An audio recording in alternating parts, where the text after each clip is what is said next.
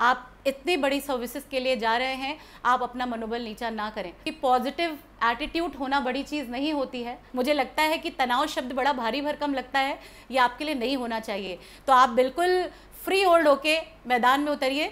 मुझे लगता है कि बॉल आपके पारी में ही आएगी, आपको बिल्कुल सफलता मिलनी तय होगी। 10 अक्टूबर का दिन हर यूपीएससी एस्पिरेंट की जिंदगी का वो दिन होगा जब आप अपनी मंजिल की सीढ़ी की ओर पहला कदम बढ़ाएंगे।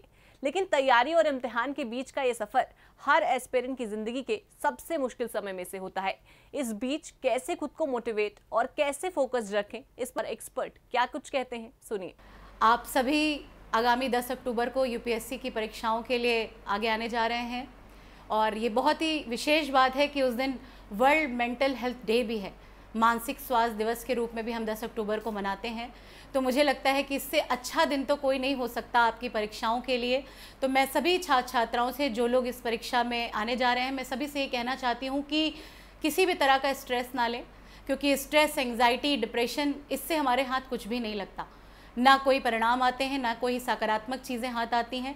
तो मैं सबसे यही कहना चाहती हूँ कि इस सफ़र में, ये जो भी परीक्षा का ये जो सफ़र आप तय करने जा रहे हैं, उसमें पॉजिटिव एटीट्यूड से आगे बढ़िए। रिजल्ट कुछ भी हो, पॉजिटिव हो, नेगेटिव हो, इससे फ़र्क नहीं पड़ना चाहिए।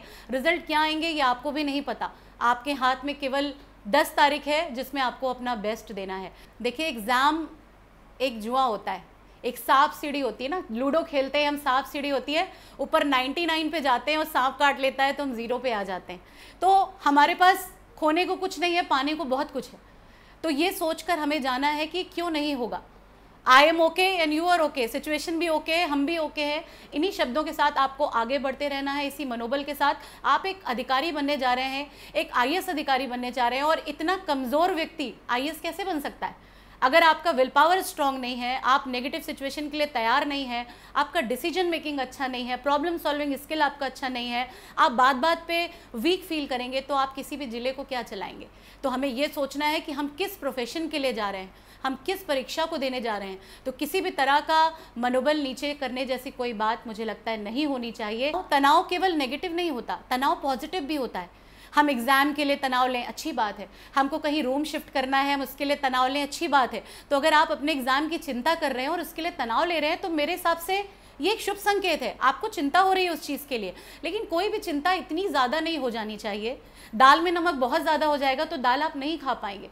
तो नमक तो दाल में ज़रूरी है, चाय में चीनी भी अच्छी लगती है। तो मुझे लगता है कि थोड़ा तनाव, थोड़ी एंग्जाइटी और एक अच्छे मैनेजमेंट, पॉजिटिव एटीट्यूड, एक अच्छे कॉम्बिनेशन के साथ अगर आप आगे बढ़ेंगे तो आपको सफलता ज़रूर मिलेगी। तो ये जो सकारात्मक तनाव है ना, जिसको कि हम साइकोलॉजी में यूस्ट्रेस भी कहते हैं, तो आप इस पॉजिटिव तनाव के साथ आगे बढ़ें।